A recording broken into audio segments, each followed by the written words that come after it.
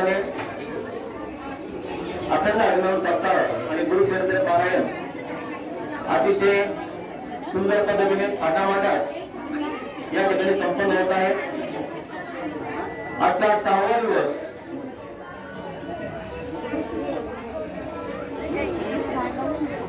आज सकाळी आपण आपल्या विवाह केंद्रामध्ये गुरुचरित्र पारायणाचे 39 ते 43 अध्याय या ठिकाणी वाचन सकाळी केलेले आहे। अतिशय सुंदर असा हृदय या ठिकाणी संपन्न झालेले भगवान शिवांच्या चरणी एक मोठी सेवा या ठिकाणी रुजू करण्याचा आपल्याला स्वामी महाराजांच्या कृपेने खूप सुंदर योग आलेला आहे। यानंतर मंदार हा सुद्धा मंदार सप्तशती या ग्रंथाचं हवनपूर्वक वाचन या ठिकाणी झालेलं आहे। आणि यानंतर तळीचा कार्यक्रम जो आताच 5 वाजता या ठिकाणी संपन्न झालेला आहे। अतिशय आनंदमय आणि भक्तिमय वातावरणामध्ये आजचा हा दिवस या ठिकाणी संपन्न होतोय आणि आजचं जे मार्गदर्शन आहे ते सुद्धा अतिशय सुंदर आहे। मी आजच्या मार्गदर्शकाचा परिचय करून देण्याच्या अगोदर एक अतिशय चांगली न्यूज ज्याला आपण गुड न्यूज म्हणतो ती तुम्हाला या ठिकाणी देण्यासाठी उभा आहे। आपण जी एक 4-5 दिवसापासून सेवा करतोय आपले राजू शास्त्री म्हणजे गावण सरांचे मेवणे अश्विनताईचे बंधू हे त्यांना आज सकाळी आयसीयू मधून जनरल मध्ये घेतलंय।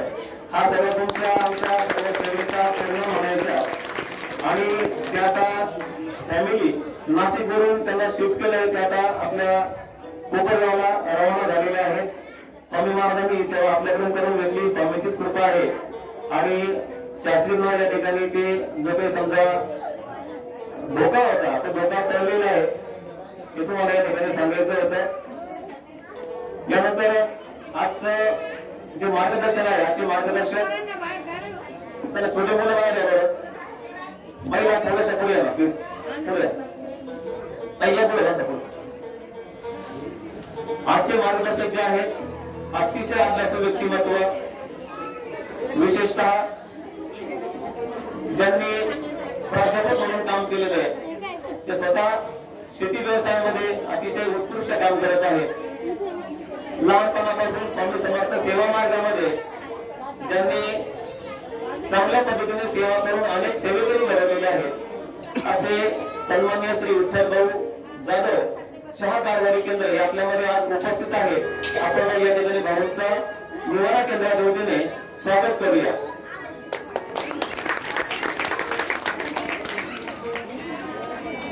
आदरणीय विठ्ठल भाऊ जाधव हे युवा प्रबोधनकार आहेत। छत्रपती शिवाजी महाराज म्हणजे शिवव्याख्या देते आहेत। छत्रपती संभाजी महाराज असतील या दोन्ही महापुरुषांच्या जीवनावरती त्यांची जी काही व्याख्यानं असतात ती अतिशय सुप्रसिद्ध आहेत।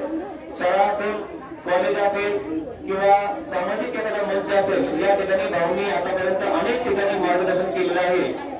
जबरदस्त त्यांचं वक्तृत्व आहे आणि एक उत्कृष्ट अभिनेते म्हणून सुद्धा भाऊंची ओळख आहे। तर आवाज कमी करा बरं काही तुम्हाला विनंती कृपया थोडस आपण या ठिकाणी मार्गदर्शन म्हणजे स्वामीच या ठिकाणी बोलत असतात। कृपया आपण या ठिकाणी थोडी शांतता बाळगावी। प्रसाद वाटणारी मुलं जे आहेत त्यांनी शांतपणे प्रसाद वाटावा ही विनंती आहे। अभिनेते आहेत भाऊ स्वतः कलाकार आहेत। परवा जे काही नाटक आपण 6 तारखेला आपल्यापैकी बरेच पाहायला जाणार आहेत त्यात भाऊंची भूमिका यामध्ये मुख्य आहे। भाऊ त्याच्यामध्ये मुख्य कलाकार आहेत त्यासाठी सुद्धा आपण त्यांच्या म्हणजे त्यांचं स्वागत पण करूया। त्यांच्या अभिनयासाठी आपण एकदा जोरदार टाळ्या वाजवूया त्यांचं स्वागत करूया।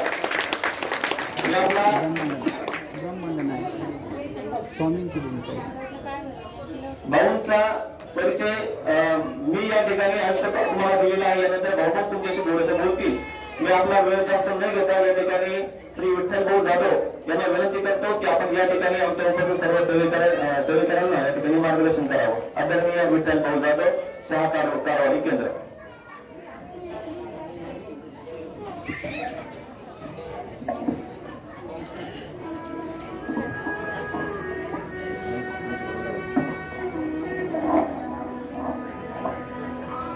नायक राजाधिराज योगीराज परब्रह्म भगवान श्री स्वामी समर्थ महाराज ब्रह्मीपुत पिठले महाराज ब्रह्मीपुत नवे दादा आणि आपल्या सर्वांची श्रद्धास्थान असणारी लेकराची माय वासराची गाय दुधावरची साय जन्मभराची शिदोरी सरतही नाही आणि उरतही नाही अशी आमची परमपूज्य गुरुमाऊली यांच्या चरणी त्रिवार मानाचा रोज समर्थ सेवेकरी आणि भाविक सज्जन बघा अतिशय प्रसन्न आणि प्रपन्न या वातावरणात आनंदाच्या जल्लोषात आपला जोश आणि उत्साह काबू ठेवत एका नव्या जगण्याची समर्थपणे तयार करणारे समर्थांचे सामर्थ्यशील सेवेकडे आपण सर्व दत्त जयंतीच्या सप्ताहामध्ये आपण ही सेवा रुजू करतो मित्रांनो.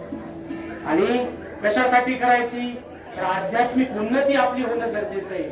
आणि आमचं स्वामी चरित्र सांगतं की देवाला प्राप्त करून घ्यायचं, महाराजांना प्राप्त करून घ्यायचं. पण कसं घ्यायचं तर स्वामी चरित्राच्या काही ओव्या म्हणतात की त्यासाठी काही पारायण वाचायची गरज नाही, होम हवन करायची गरज नाही, तीर्थयात्रेला जायची गरज नाही. मग काय करायचं न लगे करणे तीर्थाटन हठ योगाधिक साधन वेदाभ्यास शास्त्र ज्ञान मोक्ष साधन कारण मोक्ष काय करायची गरज नाही. मग काय करायचं वर्तता असता संसारी जगताना काय करायचं वर्तता असता संसारी स्वामी पद आठवा अंतरी तया ते या भवसागरी इच्छे तारतील समर्थ सर्व कामना पुरवणी आणि ती दाविती सुभवणी जे नर करतील नामस्मरणी ते मुक्त याच नाही. काय सांगितलं नामस्मरण. श्री स्वामी समर्थ, श्री स्वामी समर्थ.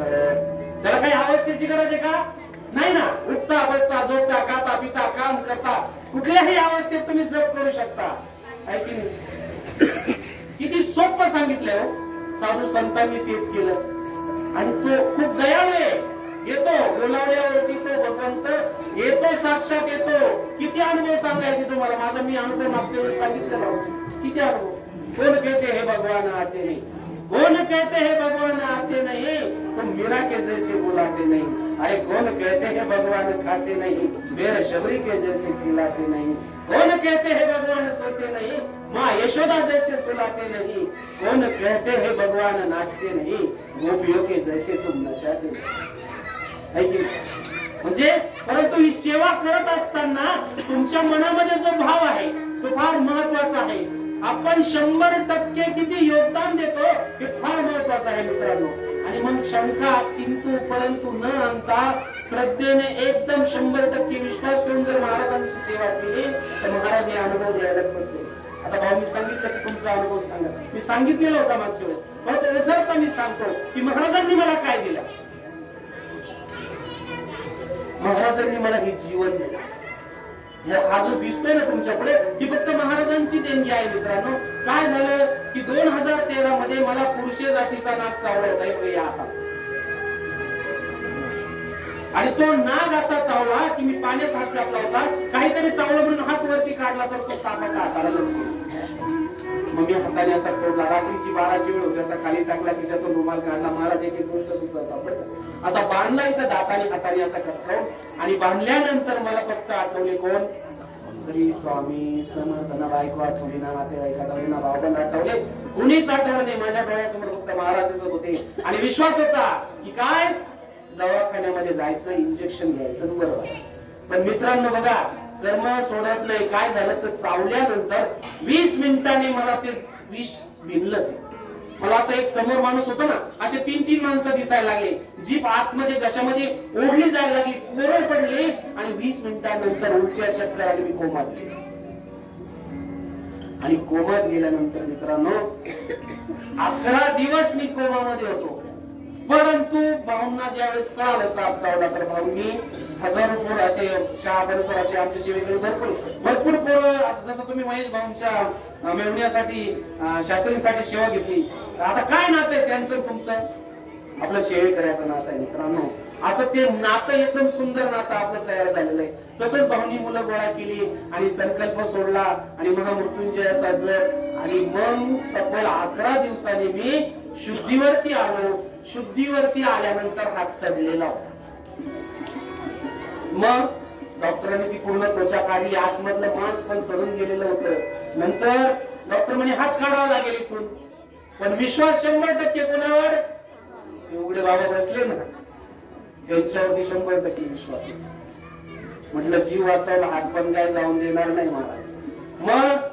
मग नगरचे डॉक्टर अजित काळे म्हणून सावळीला हॉस्पिटल आहे त्यांचं. मी नावागावाचे सांगतो फॉरेन रिटर्न माणूस येतो.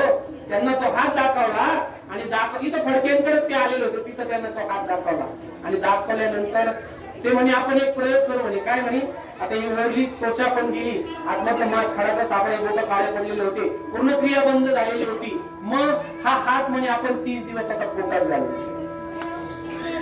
कुठं घालायचा? खिशात नाही बरं का, पोटात. 1 2 3 दिवस नाही, किती दिवस? तब्बल 30 दिवस हात पोटामध्ये घातला. आणि त्यावेळेस वडिलांनी डॉक्टरांना प्रश्न केला की डॉक्टर साहेब हे यशस्वी होईल का म्हणे. त्यावेळेस डॉक्टरांच्या तोंडातून उद्गार बाहेर पडले, मला आजही ते शब्द आठवतात. डॉक्टर म्हणले प्रयत्न आमचे, बाकी साईबाबाची इच्छा. म्हणजे डॉक्टरांनी कुठे बोट दाखवलं? स्वामी साईबाबा काही वेगळे नाही, आहे की नाही? स्वामी महाराज त्यांचे गुरु. आणि मग ती शस्त्रक्रिया तब्बल 4 तास ती शस्त्रक्रिया झाली. असा हात डॉक्टरांनी पोटामध्ये घातला, ही बोट बाहेर काढली, एवढा भाग आतमध्ये बसवला, खटाखटा स्टेपलरची पिना मारून दिल्या. डॉक्टरचं काम सुरू कोणाचं झालं? माझ्या स्वामींचं काम सुरू झालं. आणि मग महाराजांचं काम, भाऊंनी सेवा दिलेली होती. 11 वेळेस कार्यरत गोडगा सुद्धा स्वामी महाराजांचा जप. आणि बायकोला ती इतकी सेवा दिलेली होती की सांगायला नको, दिवसभर ती फक्त सेवेतच असायची. आणि मग श्रद्धेने 100% विश्वास ठेवून महाराजांवरती पहिल्यापासून सेवेकरी होते. परंतु तुम्हाला सांगतोय, हे घडण्याच्या आधी मला 6 महिने आधी भाऊनी सांगितलं. ज्यावेळेस मी भाऊंना हात दाखवला, भाऊ म्हणलं बघा होते आपलं जॉबचं जरा खोळंबलंय, जरा बघा. भाऊने हात बघितला, जरा जॉबचं बाजूला राहू द्या, तुम्ही 1.25 लाख महामृत्युंजयाचा जप करा. का हो भाऊ? अहो करा तर खरी म्हणे. आपण का? मृत्यूचं संकट आहे. म्हणजे घडायचं किती दिवस आधी कळालं? म्हणजे महाराज बघा सूचना देतात, स्पीड ब्रेकर आहे गाडी, हळू चालवा. मग तो 1.25 लाख महामृत्युंजयाचा जप मी केलेला होता. आणि नंतर तो हात पोटामध्ये घातला, त्याच्यावरती पूर्णपणे सेवा घेतली गेली. आणि 30 दिवसाने ज्यावेळेस हात काढला, एक वर्षभर मला ते दुखणं पुरवलं. पण नंतर पूर्णपणे ओके झाला तो हात. हे बघा आता दिसतंय, इथं मला चिमटा घेतला तरी स्पर्श जाणवतोय, फक्त ठिगळ दिसते, आहे की नाही? ठीक आहे ना. पण महाराजांनी जीव वाचवला, हात वाचवला, म्हणून अशक्य ते शक्य करतील. आणि मी एक ग्रॅज्युएट माणूस आहे, शिक्षक माणूस आहे, तुमच्या पुढे बोलतोय ना. मी महाराष्ट्रभर प्रवचन करत फिरतो, स्वामी महाराजांचं चरित्र, स्वामी कथा, शिवचरित्र सगळं सांगत फिरतोय. ही काय भाकड कथा नाही, एक राजा एक राणी 2 वर्ग कथा काय नाही. सुशिक्षित माणूस तुमच्या पुढे माईक वरती सांगतोय की खरोखर ताकद आहे. आणि या कलियुगाचे चालक मालक पालक आज स्वामी महाराज. पण काही लोक दुर्दैवी, मी तर म्हणलं करंट म्हणायचं पाहिजे, त्यांना नाही घेता येत, त्यांना जाऊ द्या, त्यांचं भाग्य. पण आपलं पूर्व सुकृत चांगलं म्हणून इथं जे बसलेले ते या सेवेमध्ये आले. मित्रांनो, या सेवेत प्रचंड ताकद आहे, यातून आपला उद्धार होतो. मी सुरुवातीलाच सांगितलं, फार काही बसावं लागत नाही. आमचं स्वामी चरित्र काय सांगतं की फक्त काय करा, श्री स्वामी उठता बसता झोपता 3 अध्याय, 11 माळी स्वामी 4 आणि 1 माळ गायत्री. आणि घ्या ना स्वामींचं नाव घ्या. इतरांबद्दल चर्चा करत बसण्यापेक्षा, कुठे करत बसण्यापेक्षा, बडबड करत बसण्यापेक्षा स्वामींचं नाव घेणं काही वावगं नाही ना. पण आपल्याला कसं खोड पडलेली असते, खोड असते नाही खरं, जनावराला कशी खोड असते तशी माणसाला सुद्धा खोड असते. त्याच्यामुळे आपण काय समोरच्याचं ऐकून घेत नाही. एखादं बघा, आपल्याला जर समजा नवरा बायको असतात, बाहेर जायचं असतं आणि तो नवरा बाईला म्हणतो आवर आवर पटकन, आवर पटपट, उशीर होतोय, आवर आवर. मग तिचा पट्टा सुरू होतो, काय काय आवरो, घरातलं आवरो, बाहेरचं आवरो, इथून आवरो, कपडे आवरो, पोरांचं आवरो, स्वयंपाक आवरो, काय काय आवरो. मग तो म्हणतो तो तोंड आवर आधी, बाकीचं मी आवडतो. असं परिस्थिती. एक कुटुंब होतं, नवरा बायको, नवरा 1 म्हणला की बाई 2 म्हणायची, नवरा 2 म्हणला की बाई 3 म्हणायची, नवरा 4 म्हणला की बाई 5 म्हणायची. असं ते कुटुंब होतं. आणि त्यात काय झालं, एक दिवस त्यांच्या लग्नानंतर त्या बाईचे मामा आले. आणि मामा आल्यानंतर नवरा तिला काय म्हणतो की लग्नानंतर 6 वर्ष झाले, इतक्या दिवसांनी मामा आले, काहीतरी त्यांना गोडधोड खायला बनव. आता तो 1 म्हणला 3 2 गोडधोड काय म्हणता म्हणे, मी पिठलंच करते म्हणे. काय केलं ना मामाला? बेसन. बेसन जे कोणत्या सणाला चालत नाही असं बेसन केलं मामाला. आणि मग ती मामांनी खाल्लं. मामाला वाटत आले 6 वर्ष झाली आपण पहिल्यांदा चालून भाजीला बेसन खायला. मामा गेले निघून. आणि 5-6 महिन्यानंतर याचे मामा आले. आणि याचे मामा आल्यावर आता त्याला हिच्या मामाला बेसन घातलं, तो आपल्या मामाला चहाचा कप फेकून मारते की नाही, काय माहिती आहे की नाही. म्हणून तो तिला काय म्हणतो, एक काम कर म्हणे, जसं तो मामाला बेसन केलं तसं माझ्या मामाला काहीतरी साधच कर म्हणे. साधं काय म्हणता म्हणे, मी पुरणपोळी करीन म्हणे. जमलं गाड्या. आता गाडी पटरीवरती त्याच्या मामाला मस्त पुरणपोळी वगैरे करून खाऊ घातली. त्याचे मामा पण गेले आणि मग गावामध्ये असं श्रावण महिन्यामध्ये सुंदर असा सप्ताह होता वारकरी संप्रदायाचा. मग त्याने वारकऱ्यांना सांगितलं की आपल्या घरी संत भोजनासाठी तुम्ही या. मग त्यातले काही 2 वारकरी दुपारी झाले चक्कर मारायला. काय बनवू म्हणे तुम्हाला? वारकरी तुमच्या सोयीच्छेने काय बनवा ते बनवा. मग तो त्याच्या बायको म्हणतो, हे बघ वारकरी येणारे आपल्याकडे जेवायला, काहीतरी त्यांचे ते म्हणताय काय तुम्हाला बनवायचं ते, काही साधं बनवायचं ते सगळं बनव काहीतरी साधं आपलं भाकर भाजी पोळी. नाही नाही मी जिलेबीच करते म्हणे. काय? त्यातले एक वारकरी काय म्हणतो, काका तुमच्यापेक्षा काकूंचा स्वभाव मोकळा दिसतो. तुम्ही आपलं साधं बनवा म्हणते तिथं जिलेबीच म्हणते. लय मोकळा आहे म्हणजे संध्याकाळी जेवायला.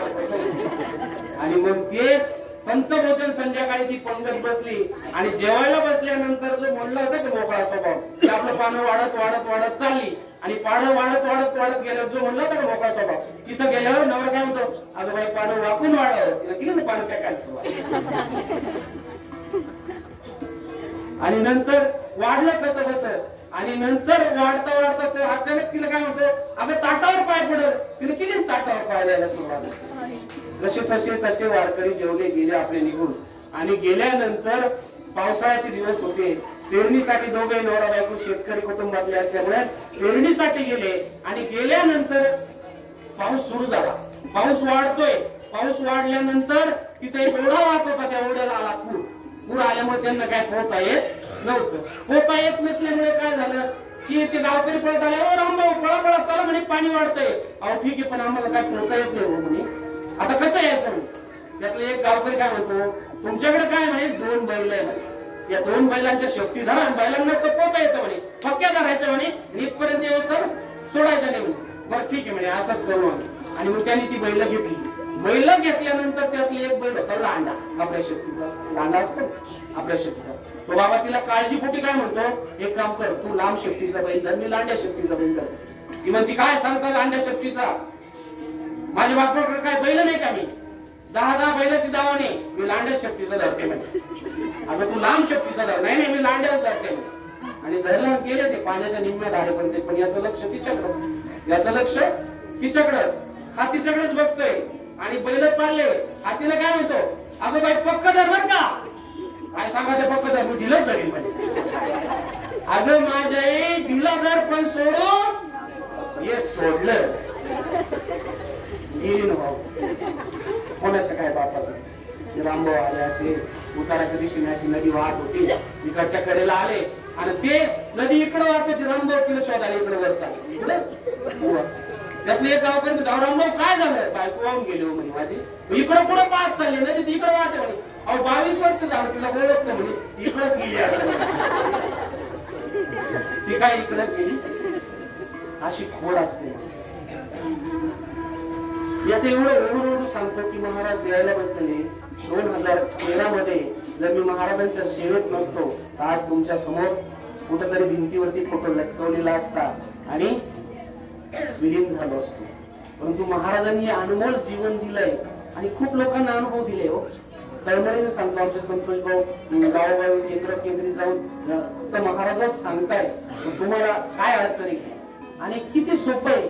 महाराजांचं नामस्मरण केलं तरी अनुभव द्यायलाच बसलेले महाराज. किती उदाहरणं सांगायची. नुसतं नाव घेतलं तरी देव प्रसन्न होतो. अशी भरपूर उदाहरणं जगात आहेत. तुम्हाला एक उदाहरण सांगतो. तुम्ही फक्त मीरा बघितली का, मीरा ऐकली का. साधू किती 18 पगड जाते ती भरपूर साधू आहे ना. संत होऊन गेले ज्ञानोबा तुकोबा आजामेळा आहे की नाही. असे तुम्ही जर पंढरपूरला गेला तर पंढरपूरला गेल्यानंतर मी इथं समोर असं एक झाड आहे बघा. कशाचं झाड आहे, कशाचं झाड आहे. आधी त्या झाडाचं दर्शन घ्यावं लागतं. मग पंढरपूरच्या पांडुरंगाचं दर्शन घ्यावं लागतं. कशाचं झाड आहे, कांडोपात्रा. हजारो वर्षापासून ते झाड उभं आहे. आता साखळदंडाने बांधून ठेवलेलं आहे. कोण ही कानोपात्रा, कोण एका वेश्याची मुलगी. फक्त पांडुरंगाचं नामस्मरण करावं तिने उठता बसता झोपता. काय झालं, आई वेश्या व्यवसाय करायची. गिराईक यायचे, गिराईकडे आईकडे यायचे. पण मुलीचं वय वाढलं म्हणून तिच्याकडे पण वाईट नजरेने बघायचे, तिला स्पर्श करायचे, घाणेरडे शब्द बोलायचे. कंटाळले तिने घर सोडलं. घर सोडून थेट कुठे गेली? आळंदी गाठली. आणि आळंदी गाठल्यानंतर ज्ञानेश्वर माऊलींच्या चरणावरती डोकं ठेवलं आणि सांगितलं, माऊली आई वेश्या व्यवसाय करते हो, आणि गिऱ्हाईक येतात, मला घाणेरड्या शब्दाने नजरेने बघतात, मला स्पर्श करतात, मग काहीतरी चांगला मार्ग दाखवा. म्हणून ज्ञानोबा माऊलींनी सांगितलं, जा तिकडे पंढरपूरला, तिथं जगाचा बाप अखिल कोट ब्रह्मांडाचा नायक करुणावरून आले, गोपपती गोपिकापती रास राशी नंद नंदानंद तो पांडुरंग उभा आहे, जा त्याच्या चरणावरती नतमस्तक हो, जा तिथं भजन कर त्या पांडुरंगाचं. मग तिनं काय करावं? आळंदी सोडावी, पंढरपूरची वाट धरावी, पंढरपूरला जावं, त्या मंदिरात राहावं आणि फक्त काय? उठता बसता झोपता पांडुरंग पांडुरंग पांडुरंग भजन करायचं. भजनात मन झाले दंग, हृदयात दिसे पांडुरंग. पांडुरंग सोडून काही तिला सुचत नव्हतं. आणि मग त्या भगवान परमात्म्याच्या चरणावरती लीन झाली. पण असं भजन करत असताना एक दिवस बिदरच्या बादशाची तिच्यावर नजर पडली. अरे एवढी सुंदर तरुण मुलगी कोणाची? म्हणून त्यांनी सैन्यांना फरमान पाठवलं की अरे जा म्हणे त्या मुलीला पकडून आणा. आणि मग ते सैन्य तिला घेऊन चालले. उडत असताना तिने सैन्यांचा हात झळकावला आणि गेली पळतच पुढे त्या पांडुरंगाच्या पायावरती तिने डोकं टेकवलं. आता तारणार तू, मारणार तू, सगळं काही जगाचा बाप येतो.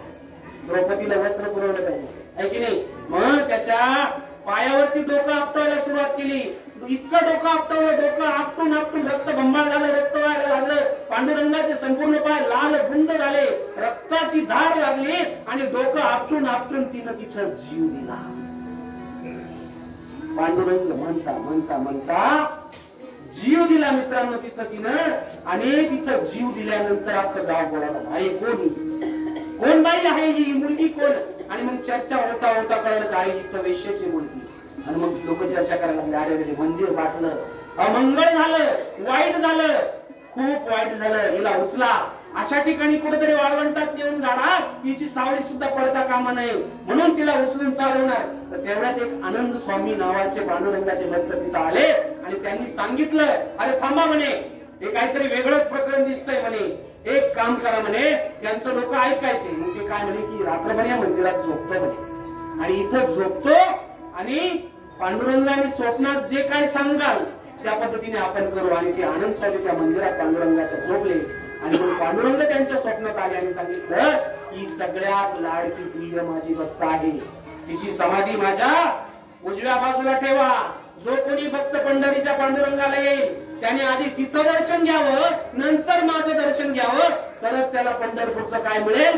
पुण्य मिळेल, अन्यथा नाही. काय केलं होतं? ध्यास घेतला, फक्त काय निर्धार केला होता. तुकाराम महाराज म्हणतात की ऐसा हा निर्धार करी जो मनाचा, तुका म्हणे त्याचा पांग फिटे. फक्त निर्धार केला होता. आपण ऐकतो ना, एक वेश्येची मुलगी भक्ती करून धन्य झाली, कानोपात्राला देवान मंदिरात जागा दिली, संत चोखोबा शेजारी आहे नामदेव पायरी, धनी मला बी दाखवान विठुरायाची पंढरी. एवढं समर्पण आपल्या काळात भगवंताला भेटण्याची एवढी तीव्र इच्छा तुमच्या मनामध्ये जर झाली तर साक्षात महाराज प्रकट होतील. आणि महाराज समजा तुमच्या पुढे उभे राहिले तर काय मागायचं? प्रश्नचिन्ह. आपल्या मागण्या वेगळ्याच असतात. आपल्याला मोक्ष नकोय. तुकाराम महाराजांच्या भाषेत सांगायचं गेलं तर आपल्या प्रापंचिक मागण्या हलकट स्वरूपाच्या मागण्या असतात. संतांच्या दृष्टीने जर जग बघितलं तर जगात दुःख कुठंच नाही. संतांच्या बारकाईने ऐका का, संतांच्या दृष्टीने जर जग बघितलं तर जगात दुःख कुठंच नाही. आणि प्रापंचिक माणसाच्या दृष्टीने जर जग बघितलं तर जगात सुख. म्हणून मी काय सांगतो की पापाला घाबरा, कोणाच्या बापाला घाबरायचं काम, फक्त पाप करताना घाबरायचं. आम्हाला तेच नमत नाही. उघड्या डोळ्याने पाप चालूच आहे आमची. असं ज्याच्या त्याच्या कर्माचं फळ. मी बापाला घाबरा का सांगितलं मित्रांनो, की मागे 2 आठवड्यापूर्वी मी हा मुद्दामून विषय घेतो, तुमचे थोडासा वेळ घेतो, गरजेचं आहे म्हणून सांगतो की काय झालं. 2 आठवड्यापूर्वी केंद्रात एक आजीबाई आल्या त्या. आल्यानंतर त्या संतोष भाऊ पुढे त्याचा रडायला लागला. मी पण तिथं बसलो होतो. म्हटलं काय झालं आजीबाई? आजी सांगायला लागले की पोराने बापाला आणि आईला हात, त्या आईला आणि तिच्या बापाला, तिच्या नवऱ्याला हात मारलं. पोराने आईला ना बापाला मारलं. म्हणणारे दुर्दैवाची अवस्था किती वाईट. आपण केंद्रातून सांगतो प्रत्येकाच्या घरात देवारा आहे. देवाड्यात 3 पायऱ्या आहे. पहिली पायरी कुठली आहे? आईची. आणि अरे आपण देवाऱ्यात पोचतो त्यांना आणि जिवंत आई बापाला तुम्ही मारता. लाजा वाटला पाहिजे आपल्याला. वाईट अवस्था आहे. डोळ्यातून अश्रू व्हायला लागली.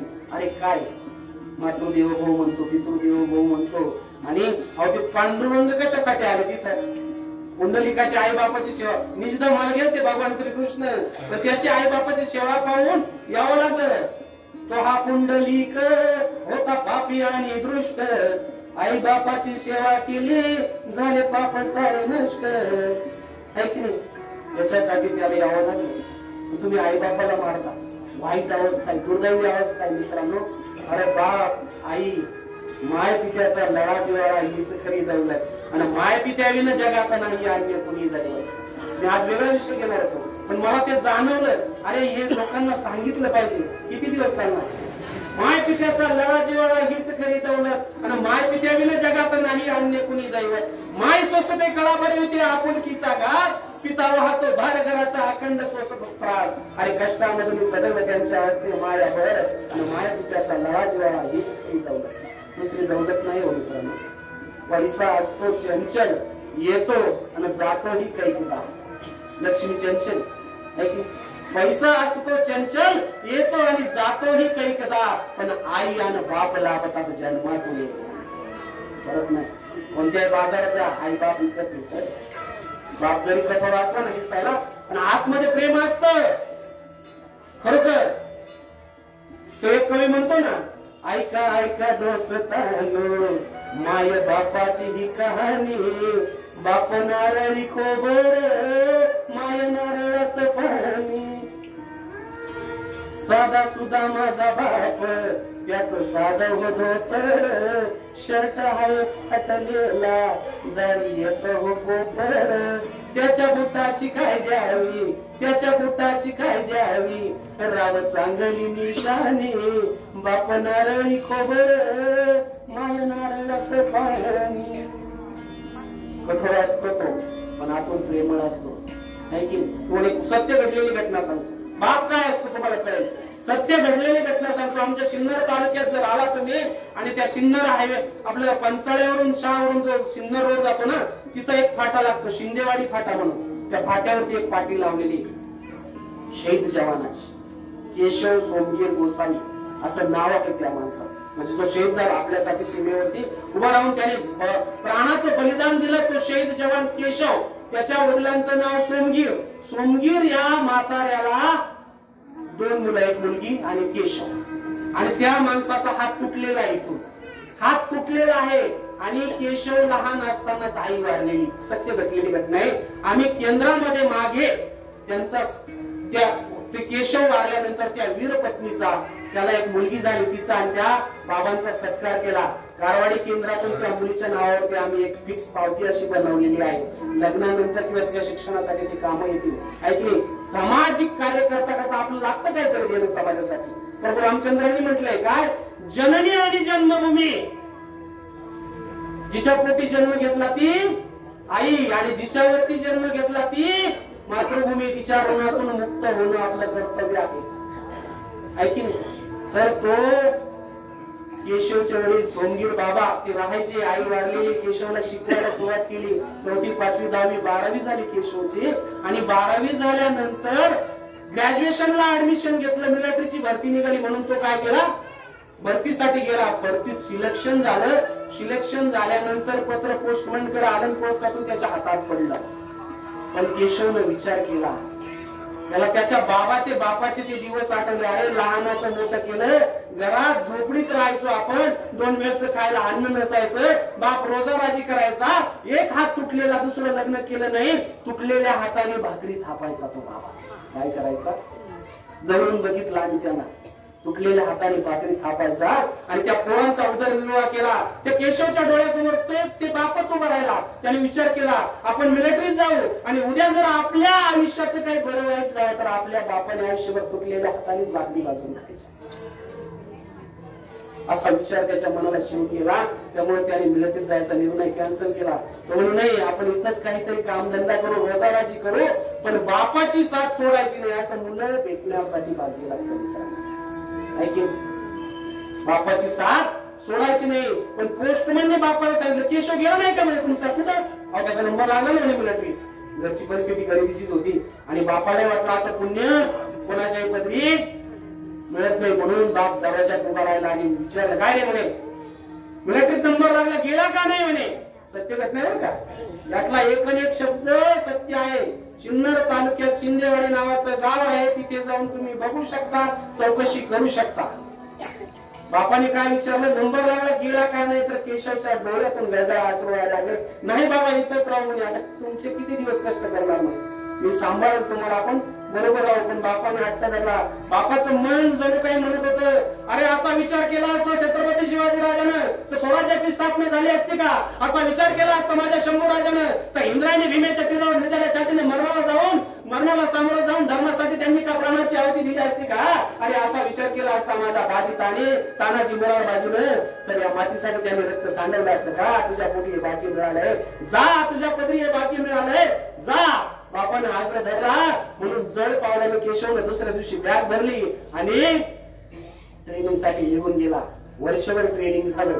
ट्रेनिंग झाल्यानंतर मधल्या काळात 2 वर्ष गेले मित्रांनो. त्या काळात लग्न झालं. इकडे मराठवाड्यातली यशोदा नावाची मुलीशी लग्न केलं. पण लग्न करताना त्यानं त्या मुलीला शपथ दिली की उद्या जर माझं काही बरं वाईट झालं तर आयुष्यभर तू माझ्या बापाला सांभाळायचं. बॉन्डच करून घेतलं. काय सांगितलं, दुसरं लग्न करायचं, आयुष्यभर तू माझ्या बापाला सांभाळायचं. आणि तिला पण इच्छा होती सैनिकाबरोबर लग्न करायची.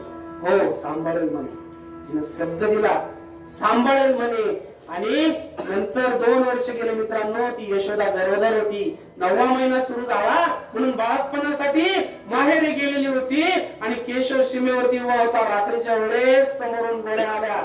ठो ठो ठो ठो ठो 2 गोळ्या छाताला घुसल्या. मेजर केशव कोसळले. रक्त बळबळावा व्हायला लागलं. मातीमध्ये रक्त सांडलं. कोसळला तो. काय भावना निर्माण मनामध्ये झाली असेल, काय मन म्हणत असेल त्याच. सास रुकती गई लफ्ज थमती गई फिर भी बढ़ते कदम को न रुकने दिया. कट गए सिर हमारे तो कोई गम नहीं, सिर हिमालय का हमने न झुकने दिया. मरते मरते कहा वह कफन साथियों अब तुम्हारे हवाले वतन साथियों.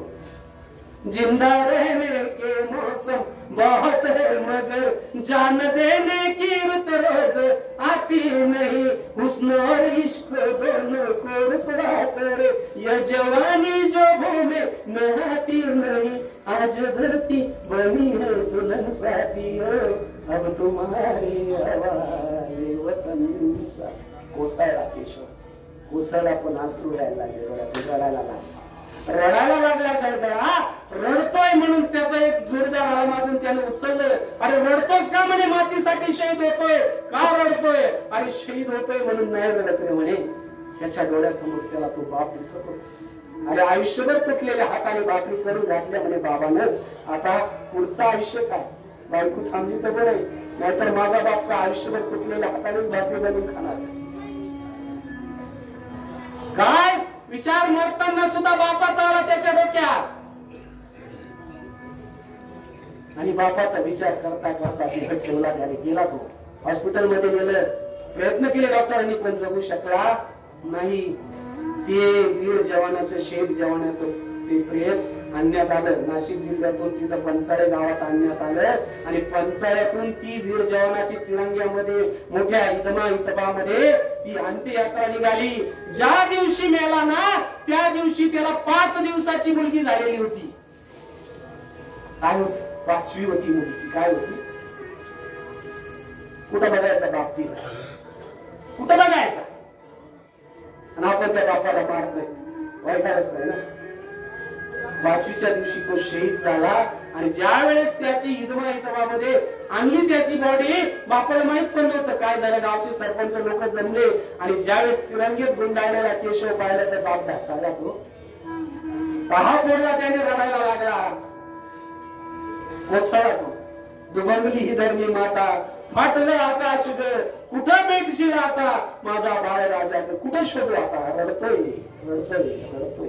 गेला केशव नाही राहिला. मातीसाठी शहीद झाला मित्रांनो, तुमच्या माझ्यासाठी शहीद झाला. आपल्या मनात कसं निघावं विचारा येत नसतं कदाचित, आहे की नाही. तर त्या बापाने त्याला घडवलं. आजही तुम्ही जर गेला, आता सरकारने भरपूर करोड काय दिले, जोखमीची मागणी झाली, पण त्याच्यात फक्त त्याचा भिंतीवरती असा फोटो लावलेला आहे आणि परमवीर चक्र असं त्याच्याकडे मेल्यानंतर ठेवलेलं आहे. आजही ती यशोदा नावाची सून त्या म्हाताऱ्या बाबाला सांभाळते. आम्हाला ज्यावेळेस कळालं, आम्ही स्वतः गेलो होतो तिथे, त्यांची चौकशी करत करत आणि त्या कुटुंबाचा आम्ही साधारणतः कोरोनाच्या आधी, कारण तो एक्सपायर झाला, ती तारीख होती 11 नोव्हेंबर 2018 रोजी तो शहीद झाला. आणि मग आम्ही केंद्रामध्ये साधारणतः 5 ते 6 महिन्याने त्या वीर पत्नीला, त्या छोट्याशा बाळाला आणि त्या आजोबांना आणलं.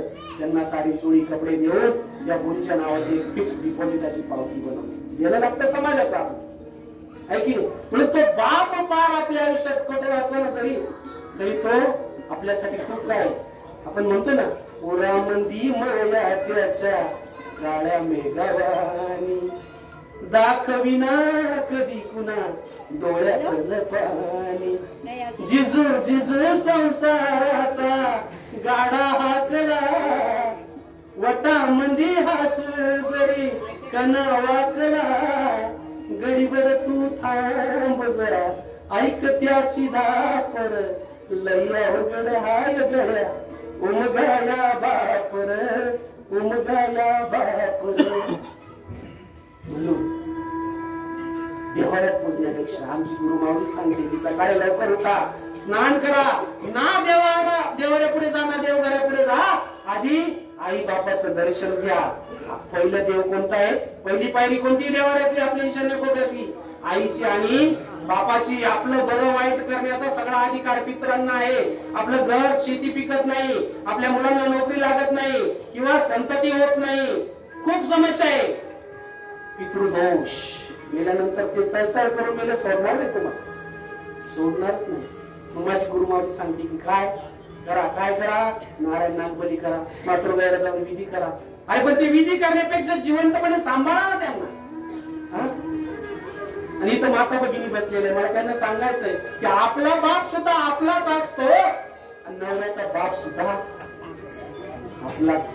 त्याचा बाप आपला बाप येतो काय जनावर आहे, तो सुद्धा बाप, त्याला सुद्धा भावना आहे ना. मग त्या बापाला, त्या आईला, ती आई शब्दातच किती आहे की नाही. आई खरंच काय असते, लेकराची माय असते, वासराची गाय असते, दुधावरची साय असते, आई असते जन्मभराची शिदोरी, सरतही नाही आणि उरतही नाही. बघ इथं काही महिन्यांच्या डोळ्यात पाणी आलं. हो, प्रेमाचा जिव्हाळ्याचा कळवळ्याचा विषय आहे की. तुम्हाला एक सत्य, तुम्ही तुमचं बारकाईने निरीक्षण असेल तर तुम्हाला मी सांगतो आई काय असते. विंचू बघितलाय का, विंचू डंक मारतो तो विंचू.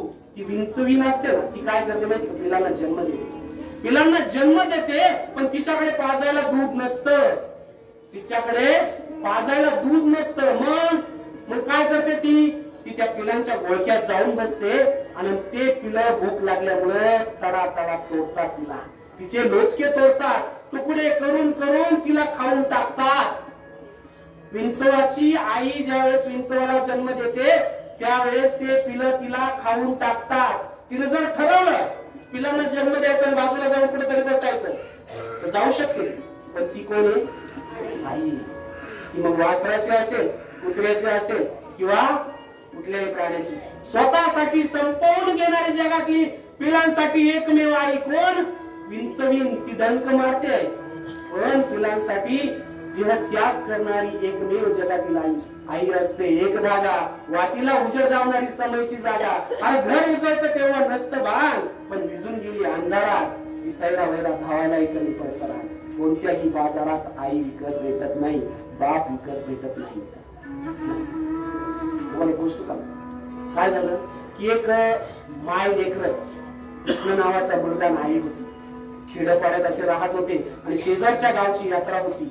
यात्रा असल्यामुळे काय झालं की त्या पोराने हट्ट धरला. गरिबीची परिस्थिती, आई नवरा वाढलेला, त्या पोराला सांभाळायची, खायला घरात अन्न नसायचं, कोणाच तरी शेतात जावं, काबाड कष्ट करावे, वावर खुरपावं आणि जे काही येतील रोजाराजीचे पैसे त्याच्यावरती घर चालावं. तर त्या पोराने हट्ट धरला की यात्रेला जायचं. ती सांगते, अरे बाळा आपल्याकडे पैसे नाही का, हट्ट करतो ते सोड. नाही जायचंच म्हणे. आणि पोराचा हट्ट म्हणून जाऊ म्हणे, पण काय करायचं, फक्त देव बाप्पाचं दर्शन करायचं आणि घरी यायचं. हा ठीक आहे म्हणे. त्या कृष्णाने शब्द दिला आईला आणि गेले. यात्रेला गेल्यानंतर खूप अशी प्रचंड गर्दी होती. त्या गर्दीतून जात असताना त्याला दिसलं खेळणीचं दुकान. खेळणीचं दुकान दिसल्यावर त्याने हट्ट केला. लहान मुलं असते, आई ग आई मला ती गाडी पाहिजे, घ्यायची म्हणजे घ्यायची. लागला रडायला, खाली पडून रडायला लागला. अरे तुला सांगितलं ना पैसे नाही, नाही घ्यायचीच. बरं ठीक आहे आणि बाप्पाचं दर्शन करून मग घेऊ. त्याचा हात धरून पुढे येतेस तर पुढे मिठाईचं दुकान होतं, मला ते पेढे पाहिजे. अरे बाबा ठीक आहे, पण आधी बाप्पाचं दर्शन करू. मग ते मंदिरात दर्शनासाठी गेले. अशी लांब अशी रांग लागलेली होती आणि त्या दर्शनाच्या रांगेत पुढे जात असताना अचानक लोटालाटी झाली आणि लोटालाटीमध्ये ती आई गेली एका बाजूला, ती पोरग गेला. लागलं ना आई आई कुठं शोधू, आई रडतय ती. आई शोधते, कृष्णा कृष्णा. माय लेकराची ताटातूट झाली. सगळ्या जत्रेमध्ये ते पोरग फिरतय पळतय, आईला शोधतय. तेवढ्यात एक 4 चाकी गाडीमध्ये एक धनाढ्य माणूस आला. त्याने अरे कोणाचं पोरग रडतय रे म्हणून कडेवरती उचलून घेतलं आणि उचलून घेतल्यानंतर त्याला विचारलं, बाळा गप्प बस, शांत बस, काय पाहिजे तुला. मला आई पाहिजे. हो काय मागतंय. की पोरग शांत बसावं म्हणून त्या बाबाने काय केलं, तिथं एक मोठी अशी गाडी घेऊन. नको मला गाडी नको, मला खायला पेढे घेऊन दिले. पेढे नको, मला आई पाहिजे. म्हणजे असल्यावर कळत नाही आणि नसल्यावर मिळत नाही. मित्रांनो मिळतच नाही. त्याला ज्यावेळेस बरोबर होती त्यावेळेस गाडी पेढे पाहिजे होते, पण आई गेल्यावरती नको, मला फक्त आई पाहिजे, आई. आणि मग ती आई त्या बाबांना शोधून दिली आणि त्या आईला पळत पळत गेलं, बिलगलं, रडायला लागलं. आईनं त्याला बिलगली, मटा मुके घेतले, जशी काय 7 जन्मापासून त्यांची भेट झाली नसती त्या आई लेकराची. आणि मग आईला आईचे डोळे पुसत म्हणतं, आई मला गाडी नको, पेढे नको, काही नको, मला तू पाहिजे. आणि आईच्या बोटाला धरून घराकडे गेलं. सांगायचं तात्पर्य मित्रांनो, जिवंतपणे सांभाळा. मेल्यावर किती मोठं वर्ष श्राद्ध घालाल, काही उपयोग नाही, काहीही उपयोग नाही. तुम्हाला मी सत्य घटना सांगतोय.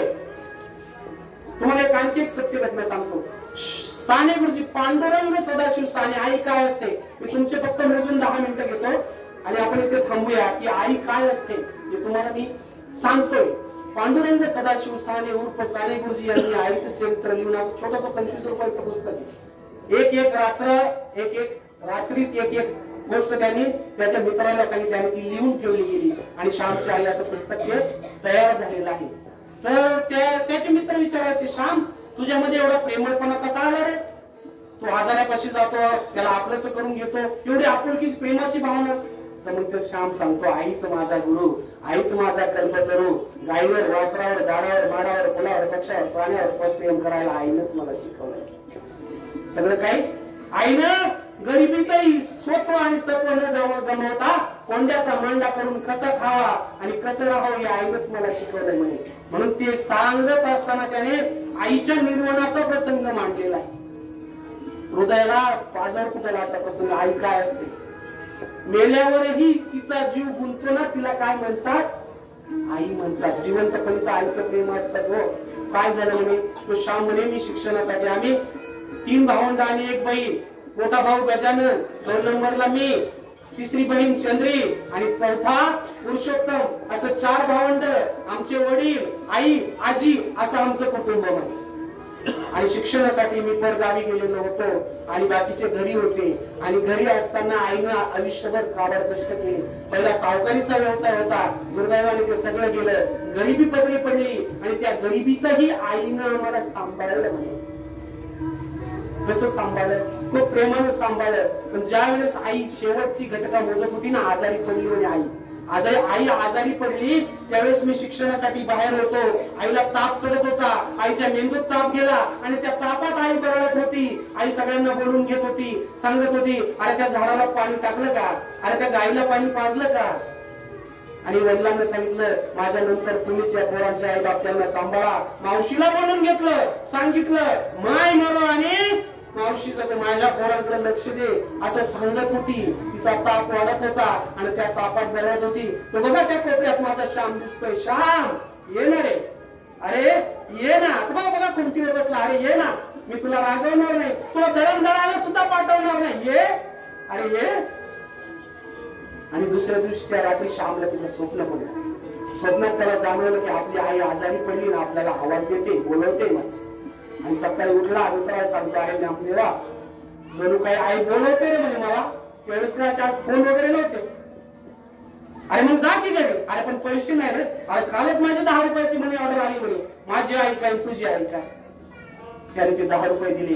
रेल्वेचा प्रवास होता, नंतर बोटीने बंदरातून प्रवास करून गावाकडे जायचं होतं, म्हणून तो गाईगाईने निघाला. पण इकडे आईची तब्येत इतकी ढासळली, श्याम श्याम करून करून आणि सगळ्यांची आठवण, सगळ्यांचा विचार करून करून आईला गरडा लागला. आणि गरडा लागल्यानंतर आईला देह ठेवला. घरामध्ये टाहो फुटला. भाऊ रडतोय, बहीण रडती, छोटा पुरुषोत्तम नावाचा भाऊ रडतोय. सगळे रडायला लागले. वडील पण जसा रडताय, आजी रडते, एकदम सुखी कळा पसरली, सगळे रडताय. पण त्यावेळेस मी नव्हतो. आणि आईची ज्यावेळेस अंत्यविधी झाला आणि ती राग ज्यावेळेस नदी सोडायला आणली, त्यावेळेस मी रस्त्याने येत होतो. त्यावेळेस मावशी भेटली आणि म्हटली, श्याम. आवाज दिला, मी मावशीकडे परत गेलो म्हणे. आणि मी पहिला प्रश्न विचारला, आई कशी आहे. आई काय विचारलं मी, आई कशी आहे. त्यावेळेस मावशी थोडी थांबली आणि नंतर म्हणाली, आई गेलेली तुझी, आई गेली तुझी. मी तिला ढासळलो. मला आठवलं, अरे घरी आल्यावरती आपले पापे घेणारे, आपल्या तोंडावरून मायेनं हात फिरवणारे, 4-4 वेळेस जेवला का विचारणारी आपली आई गेली. त्याला ते सगळे प्रसंग आठवत होते आणि त्याच्या डोळ्यातून घळघळा अश्रू वाहत होते.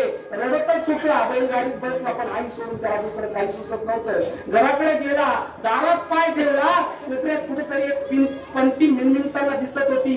तिथून जड पावलाने आतमध्ये शिवला. आता वडील म्हणाले, आलास, उशीर झाला, वाट बघत होती तुझी, तुझं नाव घेऊन घेऊन देह ठेवला म्हणे तिने. तेवढ्यात तो लहान पुरुषोत्तम आला परत आणि बिलगला सांगितलं, रडायला लागला, दादा आई गेली म्हणे, आई आपल्याला सोडून गेली. मी म्हणत होतो तिला पेटवू नका, या लोकांनी तिला पेटवलं, तिला चटके बसते. छोटा होता, काही करत नव्हतं, तिला चटके दिले म्हणे या लोकांनी. तिला किती वेदना झाल्या असेल म्हणे. गेली. सगळे भावंड एकमेकाच्या गाड्यात पडून टाळे फोडताय, रडताय. रडून रडून कोरडे झाले, डोळ्यातले आसरू सुकले. पण रडणं थांबत नव्हतं. 1 नाही 2 नाही 10 दिवस गेले. 10व्या दिवस उगवला आणि नंतर गंगे नदीच्या किनाऱ्यावरती पिंड ठेवण्यात आलं. पिंड ठेवलं, पण कावळा शिवेना, काही केल्या कावळा शिवेना. कोणीतरी म्हणे, आर्या यशोदाची काहीतरी इच्छा राहिली असेल म्हणे, आईची इच्छा राहिली असेल म्हणून मग कावळे याचे गिरक्या घालून जायचे, कावळा शिवेना. मग तो या श्याम गेला आणि तिथं पाया पडला, आई तुझी इच्छा असेल तर मी लग्न पण करेन, पण शिव की ग, तो कावळा शिवत नसेल. काही केलेले कावळा शिवेच ना. मग सगळे गेले, पाया पडले, पण कावळा काही केले ना, शिवेना. मग श्यामने काय करावं, कोणीतरी म्हटलं, अरे तो पिंड गायला द्या, वेळ होते. पण नाही द्यायचं म्हणे, माझ्या आईची काहीतरी इच्छा राहिली असेल. आणि मग तो पिंड त्याने घरी आणला आणि त्या तुळशीच्या ओठ्यावर तिथं ठेवला. तो म्हणायचा, आई माझी कावळ्यांना नेहमी इथं खायला टाकायचे, कावळे येतील खातील. कावळे यायचे, घराघरा फिरायचे, पण कोणी स्पर्शच करत नाही. कावळा घासत घेणा, 12 वाजले, 1 वाजले, 2 वाजले, कावळे काही केले ना, स्पर्श करेना.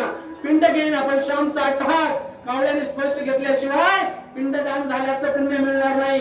मग कावळे स्पर्श करीना म्हणून आमची आजी काठी टेकवत बाहेर आली आणि जोरात ओरडली, अगं यशोदे, शिव की ग, यशोदे शिव की ग, तूच तेवढी आई आहेस वय, आम्ही आया नाही का. अगं तुझ्या लहान पुरुषोत्तमाला म्या सांभाळते, आता तरी शिव की ग. असं म्हणल्या कावळ्याची झडप पडली आणि त्यांनी त्याचा मारून ते पिंड खाला. आईचा जीव अडकला होता कुठे, लहान पोरामध्ये. म्हणजे मेल्यावरती बी जिचा जीव अडकतो ना, तिला काय म्हणतात, जिथं पण इथं अडकतोच तिथं, पण मेल्यावरतीही जिचा जीव अडकतो ती जगात एकमेव अशी व्यक्ती आहे, ती म्हणजे आई. आई मायाचा सागर, समृद्धीचा सागर, चैतन्याचा सागर असते. आई भाजीतलं मीठ, पहिलं विद्यापीठ, व्यासपीठ असते. आई पावसाच्या दारा, थंडगार वारा मायाचा उभारा असते. दादा, आई ही आईच असते, नसते सांभाळणारी दाई. अरे असल्यावर कळत नाही दाई म्हणजे मोलकरीण बरं का. काही लोक मोलकरी सारखं वापरतात तिला. आई ही आईच असते, नसते सांभाळणारी दाई. असल्यावर कळत नाही आणि नसल्यावर मिळत नाही. अरे आकाशाचा कागद, समुद्राची शाही आणि पर्वताची लेखणी केली आणि साक्षात सरस्वती माता जरी आईची उपकार लिहायला बसली ना तरी लिहिता येणार नाही, कारण स्वामी तिने जगाचा आई विना तिचा आहे. म्हणून देवाकडे काय मागा फक्त, नबीची चांदणी तू चंद्राची कोर, शीतल तुझी छाया मला हवी जीवनभर. आई नदीची चांदणी तू चंद्राची कोर, शीतल तुझी छाया मला हवी जीवनभर. तुझ्या शीतल छायेमध्ये उभं आयुष्य जगेन. आई देवापाशी आई, आई तुलाच मी मागेन. आई माझी मायेचा सागर, दिला तिने जीवनात हार. म्हणजे मेल्यावरती पण तिचा जीव अडकतो ती आई असते. 2 मिनिटात आपण थांबू.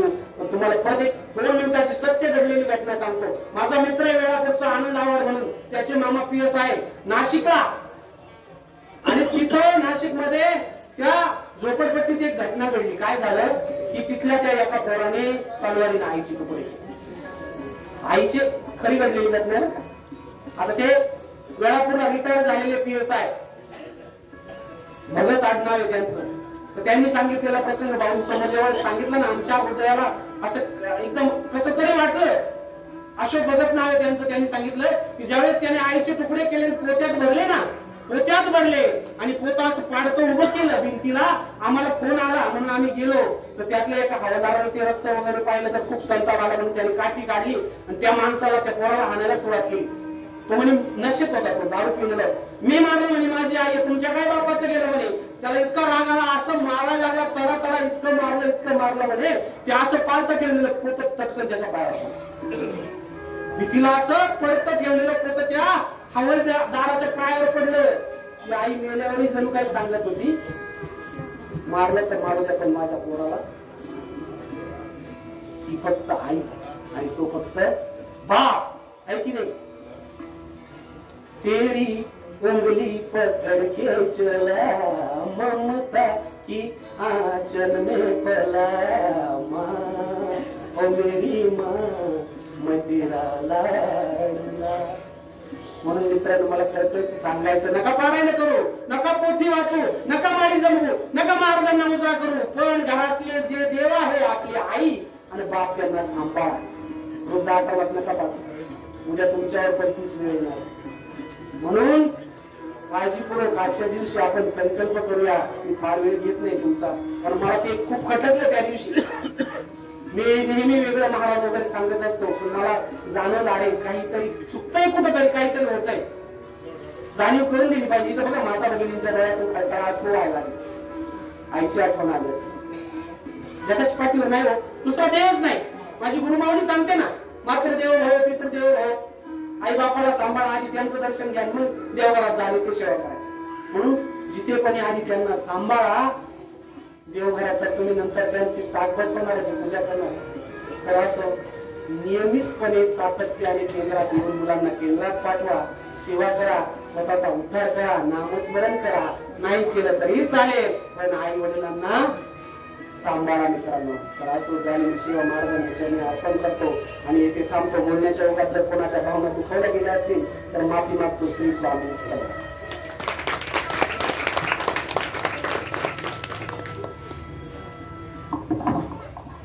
भाऊंच्या या मार्गदर्शनासाठी मी तर म्हणतो यापेक्षा जर काळ वाजल्या पाहिजे.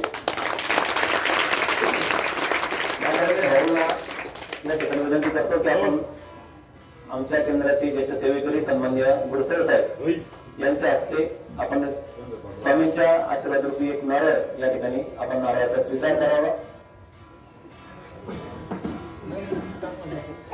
श्री स्वामी समर्थ महाराज की जय. श्री गुरुदेव दत्त. श्री त्र्यंबकेश्वर महाराज की जय.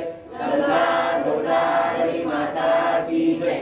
सद्गुरु परमपूज्य भोले दादा की जय. श्री स्वामी समर्थ गुरुमाऊली की जय. भारत माता की जय.